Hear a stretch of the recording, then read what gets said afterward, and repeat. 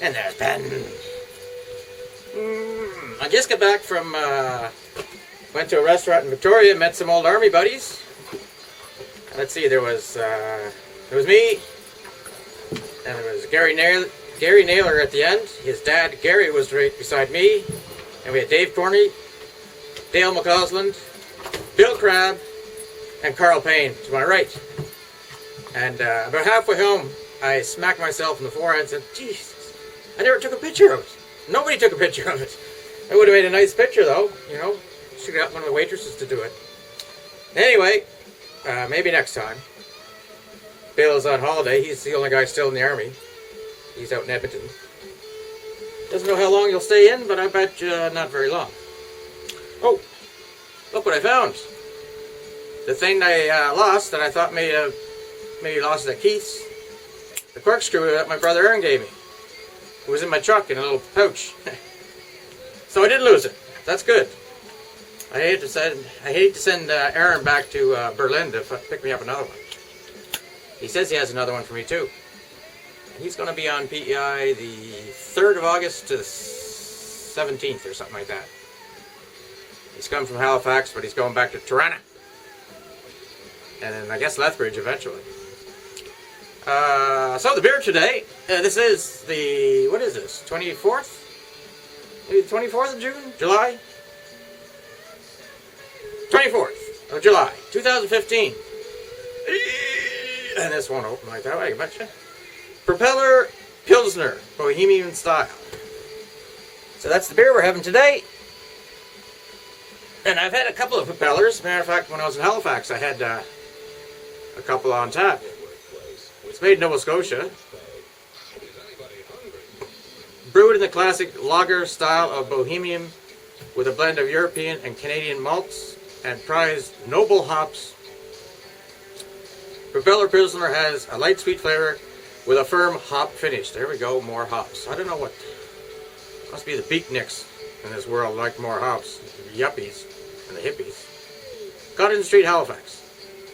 Now if it's a Pilsner, it makes no sense that it said brewed in the classic lager style. You wouldn't think, you know, it's like saying an ale is a lager, or a Weizen is brewed in the classic Pilsner way, something like that. So I don't think this is a screw off. Has this got it? It's got an opener device on it? I guess it does. Yeah, wasn't screw up. Good, I didn't take my hams off it. Ooh, she's bubbling.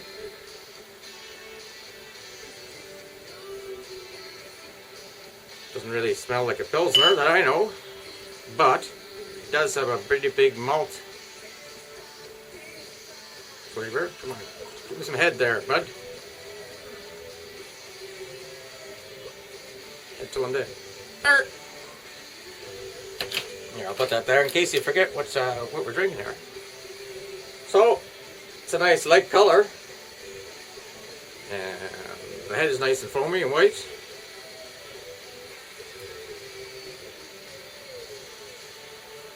It's got that, I don't know, it must be the malt and the hops. It's got that kind of off smell, but not really off, but kind of. Well, let's see what it tastes like.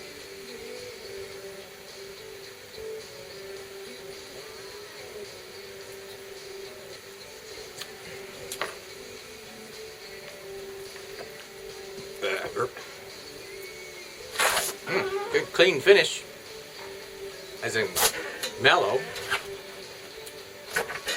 Let's say sweet. It is kind of a little sweet. I get that taste of hops at the end of it, but it's not too bad at all. So when I got to Beachcombers in Victoria by the Sea and PEI there, that's where we met. And Gary gives me this knife. He says he knows somebody, he lives in Cold Lake, Alberta. He knows somebody out there that makes knives. And Gary picked up this one for me. Thank you very much. I'd sent him out a couple of things already, so he kind of thought he owed me, I guess. I don't know. It's kind of a cool shaped knife. A carbon steel blade, I would imagine, with the black color on it. It's really, really sharp. Really good for skin, I guess, too. Wooden handle. That's one piece with one rivet in it. I guess the blade slid in and then he riveted it. And then he wrapped some kind of rope or twine around here. Just to give it a really good feeling with your thumb and your forefinger. It's kind of tacky. But, so I'll be testing this out in the next coming days. See what I can do with it. But, thank you very much, Gary. That's a very unexpected but very nice gift. Now what? Now what? I don't know. Have more beer.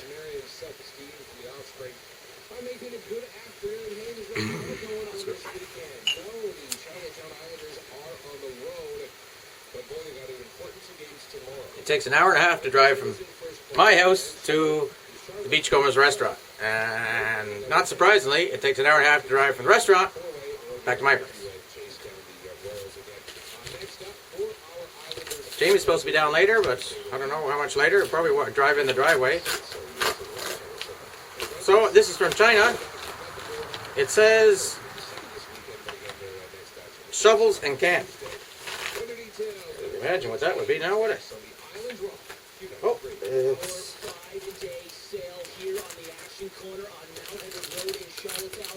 two things. I'm not really sure if it's a bottle opener. Comes in a rip-off Ziploc bag.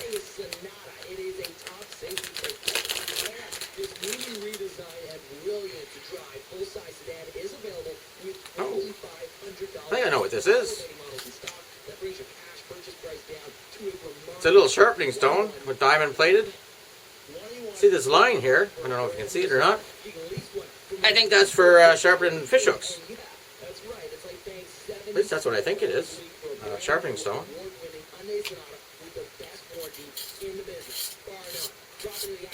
Yep.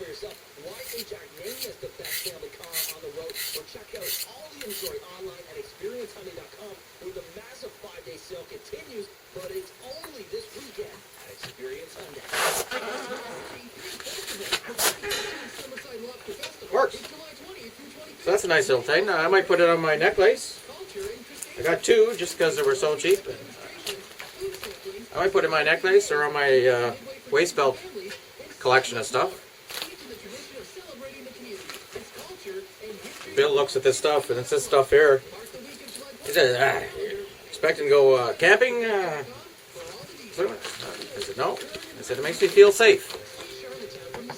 And it does. So this is from China too, and I think this said shovels. Fishing baits, shovels and camp, shovels and camp. Alright.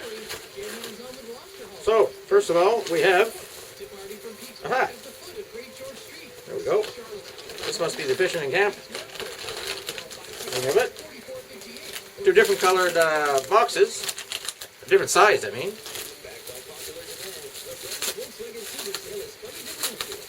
I need a new box to put my fishing gear in.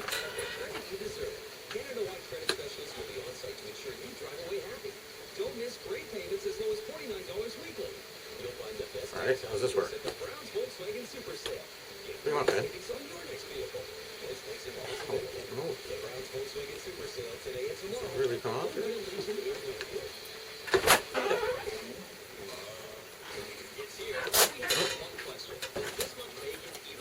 There. Four things, tinged, and it's got some foam on the inside. I don't know if I'll leave that foam in there, maybe. Looks like it's fairly waterproof with these clips.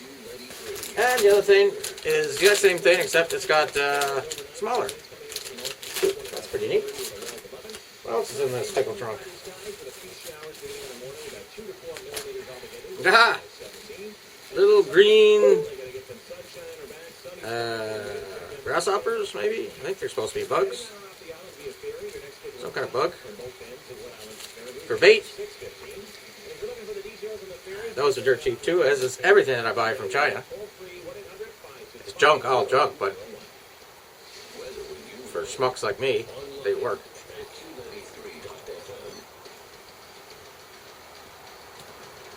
Oh, I swung by a Canadian Tire when I was in Charlottetown.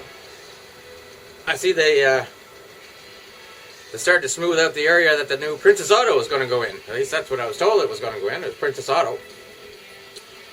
So I'd love to see it come here. It's got lots of good stuff. Once again, it's mostly all Chinese junk, but if you're going to buy a rent set for a schmuck like me again, you know, you don't need the best in the world. Just, you know, you might use that wrench once a year, so you don't really need really good quality. So it's a good place for that. Tools and stuff like that. I just ordered a internet order from the one in Moncton. I think it's from Moncton anyway. I don't know. East somewhere. I think there's one in Halifax too. I don't know if it's a Canadian thing or not, Princess Auto. I seem to think that it might be. Anyway, they got a little bit of surplus stuff there. Some cooking stuff, barbecue and stuff. Just neat. And like I said, I bought some stuff from there that I haven't even used since I bought it. I just bought it since it was cheap, like a little paint, spray paint attachment for the air compressor. I'll probably never use it, but I got it, and it was only 20 bucks or something like that. So maybe I'll get right energetic and put some flames down the side of my truck. Yeah. Hope this isn't too loud. The old ghetto blaster, boom box, whatever they call it now. I'm surprised, I don't know if I said this, but it's got a cassette tape and a CD. I didn't think they even made cassettes anymore, and they probably don't. I threw out all my cassettes when I moved here from Chalk River, Ontario. I said, I should really keep them, and now I'll throw them. Every time I move, I throw out a lot of stuff. It's stuff you're digging out through, and why do I keep this? And I throw it out. Yep, every time I move, I throw out a lot of stuff. Get rid of it. All my old Army work dress stuff, that went when I moved here. Yep. Even my old CF10s went to the dump. Or to the food clothes recycle thing for Salvation Army or something like that. Yeah. The new knife is doing okay. If you stopped by on Wednesday, you would have seen this beast. It's actually about an inch or so longer than this is the one I always carry. And I got this from China too, so it's probably a rubbish deal as well. But I said I'll try it out and give it a try. It certainly opens up a lot easier. Do that way or that way. But it all depends if seeing what kind of steel is in it. It keeps an edge and all that good stuff.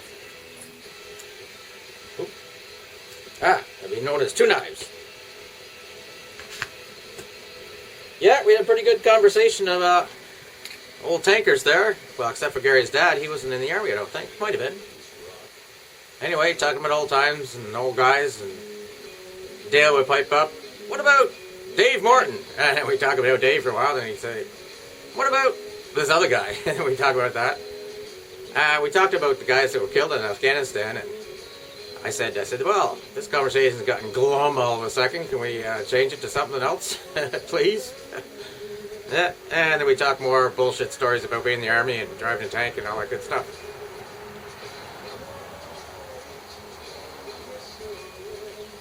Wish I took a picture, though. Damn. I did ask Carl Payne to be my Facebook friend.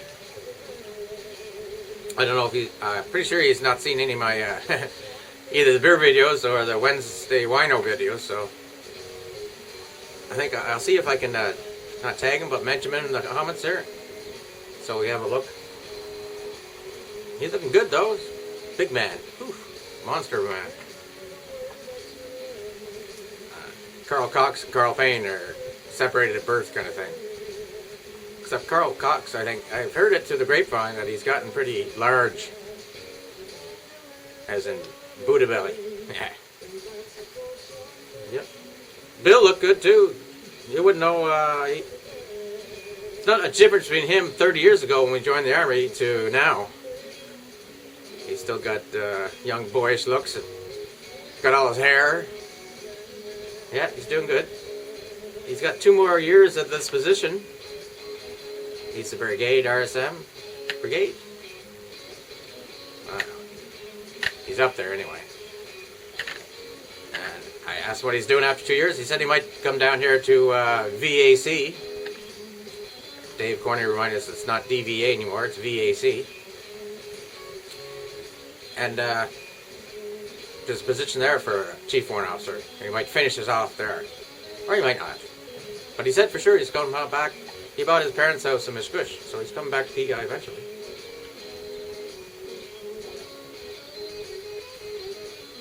Another round, bartender. It'll take a bit getting used to, actually, this beer. The malt and the hops. Yep. So, that's it for today. Hopefully I didn't go on too long at this. Oh, jeez. And thanks for dropping by. And, it was cloudy today. It feels like a fall day. It's only 14 out and windy. Excuse me. That's why I had to put on this jacket. Excuse me. So I'll have my last sip of beer, of this beer.